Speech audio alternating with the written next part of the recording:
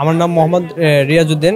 আমি মগবাজার থেকে আসছি বইমেলাতে, 21শে বইমেলাতে। তো সাইফুর স্যারের স্টল দেখে খুব তাড়াতাড়ি চলে আসলাম ওনার বইগুলো দেখার জন্য, কারণ আমি যখন সোশ্যাল মিডিয়াতে ওনার ভিডিওগুলো দেখি খুবই অনুপ্রাণিত হই। কারণ উনি এত সুন্দর করে ইংলিশ সম্বন্ধে বলে গুছানোভাবে, যে একজন দুর্বল স্টুডেন্ট, যে একদম একদম দুর্বল স্টুডেন্ট থেকে অ্যাডভান্স পর্যন্ত যতগুলা বই আছে এখানে দেখলাম, আছে পাসপোর্ট, গ্রামার, তারপরে স্পোকিং, এত সুন্দর করে সাজানোভাবে ভিতরে রাইটিং লেখা আছে।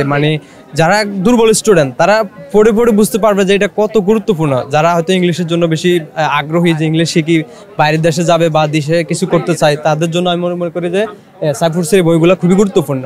অভিজ্ঞতা হচ্ছে, আমি হঠাৎ একদিন মোবাইল স্ক্রলিং ধরনের ভিডিও দেখতেছিলাম, স্ক্রল করতে করতে দেখি যে একদিন সাইফুর স্যারের ভিডিওর সামনে আসছে আইমান সাদিকের সাথে একটা ইন্টারভিউতে উনি কথা বলতেছিলেন।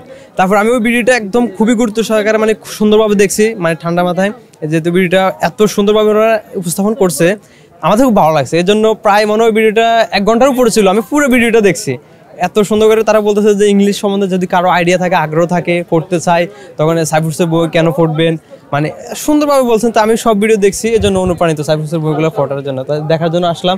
ইনশাল্লাহ আমি দেখি নিতে পারি কিনা আপনাদের মাধ্যমে, বা সাইফুর স্যারের যারা অন্যান্য শ্রোতা আছেন তাদেরকে বলবো, বইগুলো অনেক সুন্দরভাবে লিখিত হয়েছে, আপনারা আসেন, নিবেন, জানবেন।